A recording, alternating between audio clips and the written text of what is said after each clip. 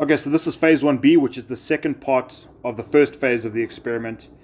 I recorded my story through a condenser microphone, and I put that audio through Microsoft Clipchamp to get the transcription. After I'd gotten the text from the transcription, I pasted it into Microsoft Word, and I used the Copilot within Microsoft Word on the desktop to create the summaries. And then I exported that document and I saved and formatted it as a Word document.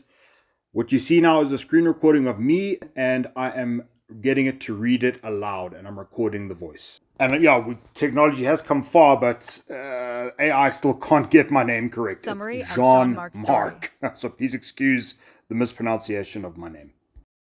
Jean-Marc's story. Summary.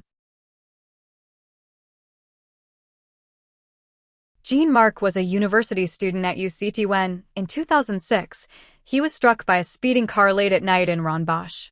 The impact caused a severe traumatic brain injury, along with multiple physical injuries, including shattered leg bones, a dislocated knee, and a broken collarbone. Because emergency responders arrived within minutes, he was intubated quickly and placed into an induced coma, a decision that likely saved his life and preserved much of his cognitive ability. When Jean-Marc woke, survival was only the beginning. He had to relearn basic skills: reading, writing, walking, and even finding words. Rehabilitation was long and frustrating, marked by difficulties with memory, speech, and emotional regulation. He describes living with dysnomia, word-finding problems, and learning strategies simply to keep conversations going. Progress was real, but slow, and the person he had been before the accident no longer existed. Returning home exposed a deeper struggle: loss of identity. Once popular, athletic, and socially confident, Jean-Marc now faced social awkwardness, inappropriate behaviors, and discomfort from friends who didn't know how to respond to his changes. Accepting this new self required conscious retraining, not only of skills, but of how he related to people and the world. Family dynamics added further strain.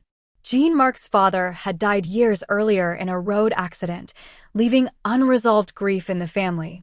After the brain injury, his mother became his primary caregiver, forming an intense, emotionally dependent bond, while his relationship with his sister became increasingly distant.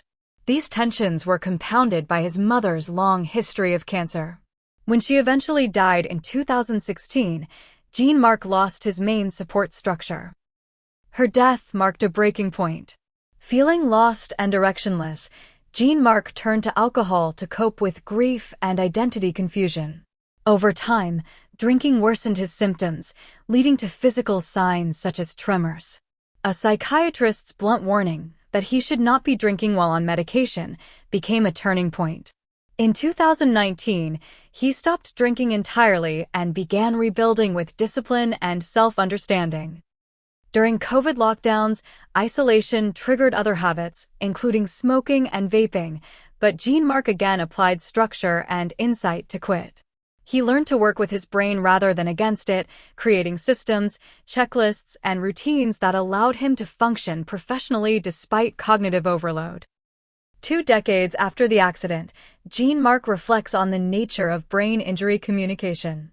He explains why survivors go off on tangents, repeat themselves, or struggle to be understood, and how civilians often misinterpret this as rudeness or disinterest. His insight now centers on telling stories in a way that bridges that gap, making invisible cognitive effort visible and building understanding between survivors and the wider world. Concise summary of JM's story. Short version of my story. Nearly 20 years ago, I survived a serious car accident that caused a traumatic brain injury.